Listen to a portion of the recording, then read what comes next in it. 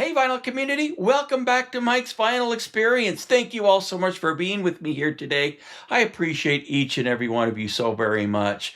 Today, I just want to do a quick little video, and I know when I say that, you're kind of laughing because I never do quick little videos, but today's video is going to be quite quick, and let me tell you why. Today, I want to share with you on the new remastered release of the Beatles' 1964 US albums in mono. There's 6 albums that have been remastered on 180 gram vinyl that you can buy individually, or you can get this box set, which includes an extra album that's a double album called The Beatles Story. Talks a little bit about the Beatles story, how they came together and so forth. Is it really worth an additional $120, $125 to get that in this box set along with the box?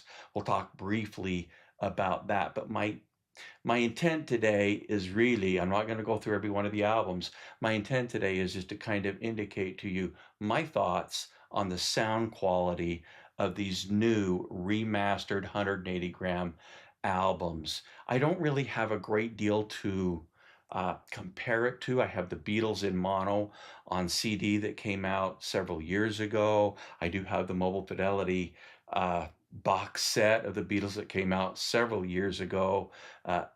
None of those were from the original master Capitol tapes. And so anyway, let's go ahead and talk a little bit about the 6 albums. Now keep in mind, you can buy these 6 albums individually for $29 or $30, relatively a bargain. Is it really worth it to get the box set, which is still available, I believe, as of when I'm doing this video? Is it really worth it to get it? Let's jump in and let's get started. 1964 was a huge year for the Beatles here in the United States. And that's really where really the Beatlemania started. These albums, these first 6 albums that we're going to talk about, they're not UK albums. I don't really have any of the UK albums, at least sourced from the UK albums. My You can see what I've got on the wall here. These are from Capitol Records that I think they did. Gosh, I'm not even sure when they did this collection. It's been quite a few years ago, and they don't sound very good, to be honest with you. But really, that's what I want to talk with you about today, is the sound quality of these albums, and really having the ability to buy these albums for $29 each is really quite a unique thing and quite a really neat thing. So in 1964, Beatlemania was getting really crazy here in the United States. And that's really when they became really popular here. As you can see, they appeared on the Ed Sullivan Show back here in the picture that I have framed here, with a guitar and so forth, picture of the Beatles and Ed Sullivan. My sisters were really big into the Beatles, of course, in 1964. They were quite a bit older than I was. I was only 2 years old at the time. But boy, I tell you what, this is really when the Beatles started to really become popular. And that's really kind of what we've got today. Now, keep in mind, and I'm not going to go into a lot of these details, there's many YouTube videos out there that can give you all the insights and reasons why and so forth. But Capitol Records did not release the albums as clones from their UK counterparts. They really jumbled it up. Some of the songs appear on different albums, some of them are in different order. It's all kind of chaotic and crazy. And anyway, but really the 6 albums that were re-released and remastered, that was just released recently, we'll kind of talk about and go over. The first album in the box is Meet the Beatles, the first album by England's phenomenal pop combo. And what you get inside of the album, and I'll pull everything out, including the vinyl of the album, you get a replica of the vinyl sleeve that would have been in the album in 1964, which I think is really pretty cool. I think that's neat. And then you get what looks to be, I guess, a copy of the cover of the tape, the original master tape, from the Capitol master tape. Then inside, which I think this is really kind of a neat thing that you get in all of these, is the liner notes from historian Bruce Spicer. And he's got a lot of information in here. It also tells you in here about the tracks on the album and how they derived. For example, on this album, tracks 1 and 3 on side 1 are pure mono mixes. All other tracks are fold down mixes made by Capitol's Lee Minkler from Stereo Masters on December 19th, 1963. And all of the rest of the albums have that very similar information on the inside. And so that's really some of the songs on some of these albums are true mono mixes. Others are folded down versions from a stereo master tape. And so that's really kind of a neat thing to have. Back here, it kind of goes through the mastering notes on how they kind of did these albums and how they remastered them. For example, this album was cut, and this is on all of the albums. This album was cut from vinyl from the original master tapes using a completely analog signal path and with constant reference to first generation pressings of the original albums. It was made using a Studer A80 master recorder with analog preview and program paths, and a Neumann VMS-70 cutting lathe originally installed in Capitol Studios in 1971. This specific all-analog cutting technique allows faithful representation of the full musical range and dynamics present on the original tapes. So, and that's really consistent with all of the albums, that information. So that's really kind of a neat thing. Kevin Reeves, let me just find out, at Nashville's East Ira Studios, was the one that did the remastering and cut the lacquers for these albums. And so that's really kind of a neat thing. They've tried to keep an all analog, well, they have kept, according to what it says here, an all analog path to these vinyl albums, which is really truly what we want. Here's just a quick little peek of the album. You can see the rainbow Capitol label that you've got there, which is really pretty much true to what we received back in 1964. They are 180 gram, really kind of nice, well done albums. Well, really, and I'm not going to go through all of the rest, other than to show you here in just a second. I'll pull out the Beatles Story album. Well, I'll pull out each one of them, show them to you, but I'm not going to go through each one of them. But really, how do they sound? How does the vinyl sound?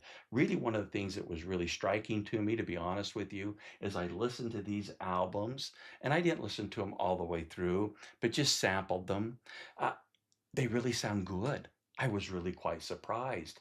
The sound quality is really better than what I was thinking it would be. It sounds surprisingly good. I think they've done a really nice job remastering them. And here's another thing that I think is really good and really interesting, because I didn't suspect this either. The vinyl is relatively quiet. It really is. Now, I gave it a clean, on my VPI record cleaning device, and put them on, and they're relatively quiet. I didn't have any on the records, the sides that I heard. I didn't have any snap, crackle, pop, really any noise. Surprisingly, these vinyl records are really quite quiet. So let's just quickly go through and let me show you the albums on these. And really, they're all consistent in sound quality, at least from my perspective. I think they sound absolutely excellent. The next album in the box is the Beatles' second album, which is really has the same type of stuff in there as the first album. The next one is the original motion picture soundtrack, the Beatles' A Hard Day's Night. I tried to do a little comparison with A Hard Day's Night from the Mobile Fidelity box. And it's just different because those are from the UK tapes, but they're stereo. And so it's just a different, and it's really wasn't even worth trying to do any comparison. The next album is something new, the Beatles. And one thing I do want to tell you about these albums, the album covers are excellent. I mean, I think the quality of the printing, they're very glossy. They don't represent necessarily the original 1964 albums because they really weren't that glossy, but these are. The thing that you get, well, let me just go through the other two albums first. The Beatles 65 is the fifth album in the box. And then the sixth album is the early Beatles. And like I say, once again, the covers on these are actually, I think, spectacular. I think they look great. I think they're super.